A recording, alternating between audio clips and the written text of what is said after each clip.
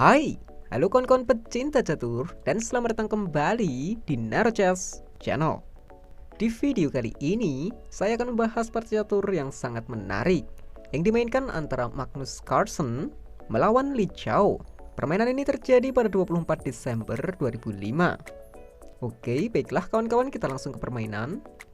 Di sini Magnus Carlsen sebagai putih dan Li Chao memegang hitam. Permainan dimulai dengan D4 dan kuda F6, lalu C4 dan pion G6. Dilanjut pion F3 dan pion ke D5. Langsung menawarkan pertukaran pion. Magnus langsung memakan pion kali D5 dan jelas dimakan kembali dengan kuda. Ini pion E4 dari Magnus menyerang kuda. Li Chao memundurkan kudanya ke B6. Ya, tadi sempat ada ancaman-ancaman ya. Dan kini para pemain melanjutkan tugas-tugas openingnya lagi. Kuda ke C3 dan gajah ke G7. Gajah ke E3. Lalu Li Chao rokade pendek dan Magnus membalasnya lagi dengan menteri ke D2. Mempersiapkan rokade panjang untuk mensupport petak pusat. Lanjut lagi kuda ke C6. Lihat, pion D4 diserang 3 kali. Dan mungkin beberapa dari kita melihat pion maju akan bagus ya, karena pion akan sangat kuat mengontrol sentral. Tapi sayangnya hal itu malah akan memberi peluang gajah untuk lebih aktif. Dan kuda jadi bisa lompat sana, lompat sini, dan itu akan sangat berbahaya. Jadi karena itu Magnus memilih rokade panjang. Oke, sekarang kita melihat menteri D6 diikuti benteng D8 akan bagus ya. Tapi Li Chao memilih pion ke F5. Ya, ini adalah permainan variasi yang tidak biasa. Tapi ya jelas jika pion memakan pion, akan dimakan lagi dengan gajah. Dan di sini Magnus memilih mendorong pionnya satu petak ke E5. Guys, E5 memang langkah mematikan gajah gelap.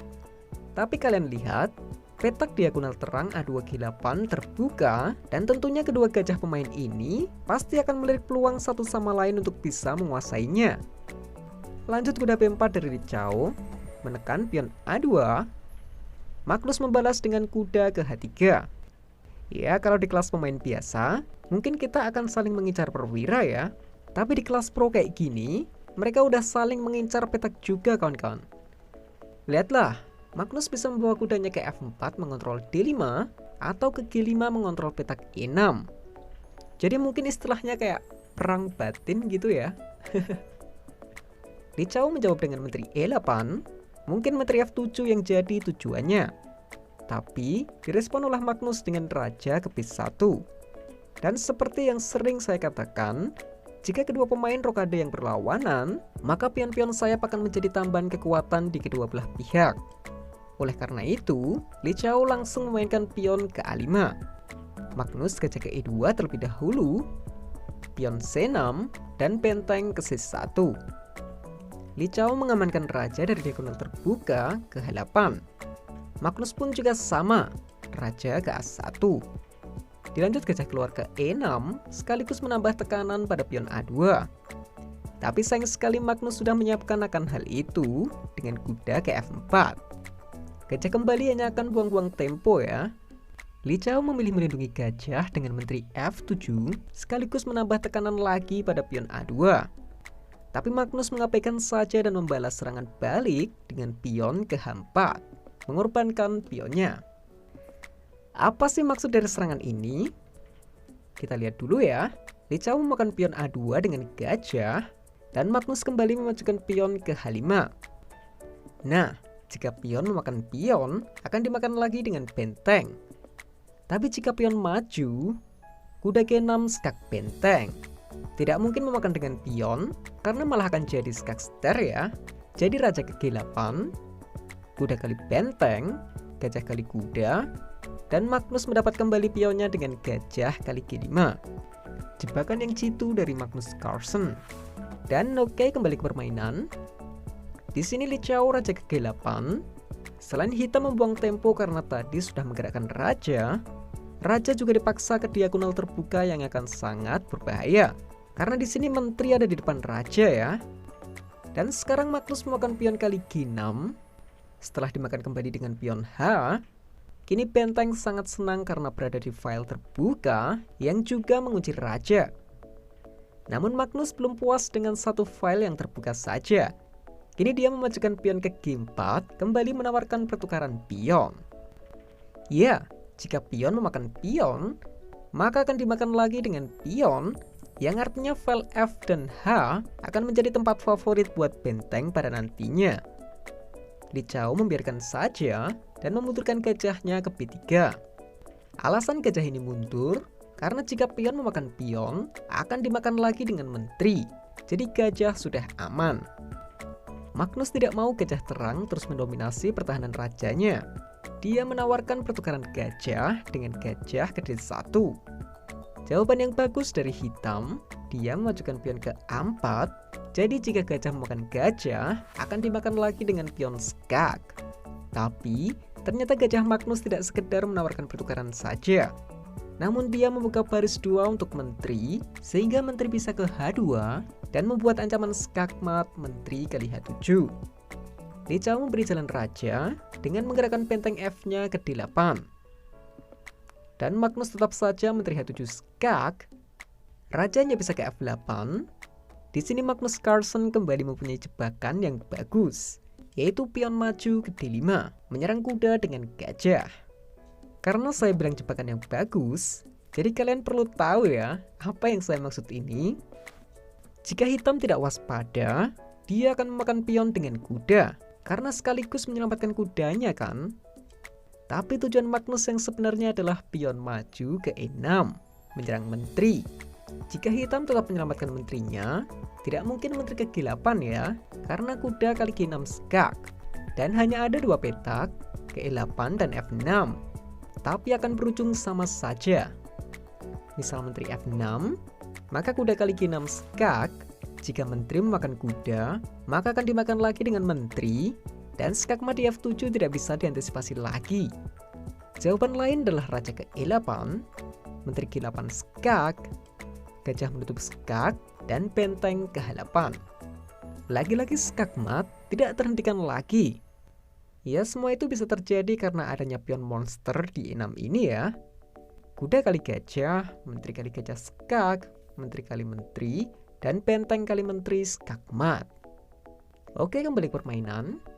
Nah, setelah tadi pion ke E5, di sini Li Chao menyelamatkan gajahnya ke C4, sekaligus mengancam gajah dan menekan pion B2. Magnus tetap fokus melanjutkan serangannya tadi, kuda kali G6 skak, raja E8, dan pion kembali maju ke E6, jelas mengancam menteri. Jika menteri pergi, akan terjadi seperti tadi ya. Tapi Li Chao memiliki jawaban yang juga berbahaya, yaitu pion ke A3. Ya, dengan tujuan pion kali pion double skak, raja B1 dan benteng A1 skakmat.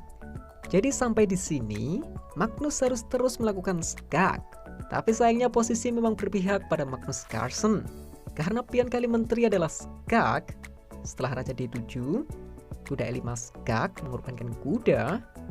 Jika kuda tidak dimakan, kuda akan memakan kuda, dan Magnus berhasil lolos dari skakmat karena mengeliminasi satu penyerang penting buat hitam. Jadi Li Chao memakan kuda dengan gajah, dan menteri kali F5 skak.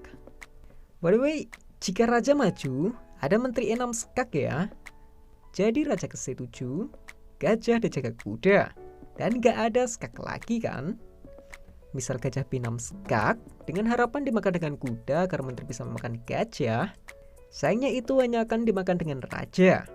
Jadi mau gak mau Magnus juga harus mengorbankan menteri dengan memakan gajah skak. Setelah dimakan lagi dengan kuda, lanjut gajah kali gajah.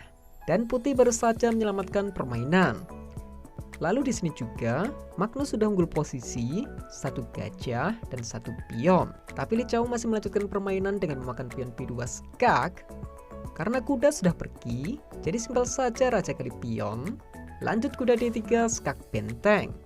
Raja B1, kuda kali benteng, dan dimakan lagi dengan benteng. Nah, di posisi ini hitam jadi serba salah ya. Ya, meskipun ada kemungkinan draw jika kita hanya melihat dari perwiranya saja, tapi tidak bisa dilupakan juga posisi adalah hal yang lebih penting dari perwira. Lihat saja kawan-kawan, masalahnya di sini putih punya pion F7 yang akan sangat kuat karena didukung dengan kedua gajah, benteng, kuda, dan juga kawan-kawannya ini. Jika kuda memakan pion F7, maka pion kali pion gajah menyerang kuda. Dan tentunya juga pion menyerang pion. Sayangnya masih ada 2 pion yang terhubung di sayap raja. Li Chao masih melanjutkan dengan raja ke C8. Magnus simpel pion D kali C6. Setelah dimakan lagi dengan pion maju ke F4 menyerang kuda. Dan di sini juga Li Chao baru menyerah. Ya, sudah saya katakan, posisi hitam jadi serba salah ya. Dan apabila permainan dilanjutkan, hanya ada 4 petak buat kuda selamat. Karena kuda kali pion nggak mungkin ya. Gajah E6 skak kuda.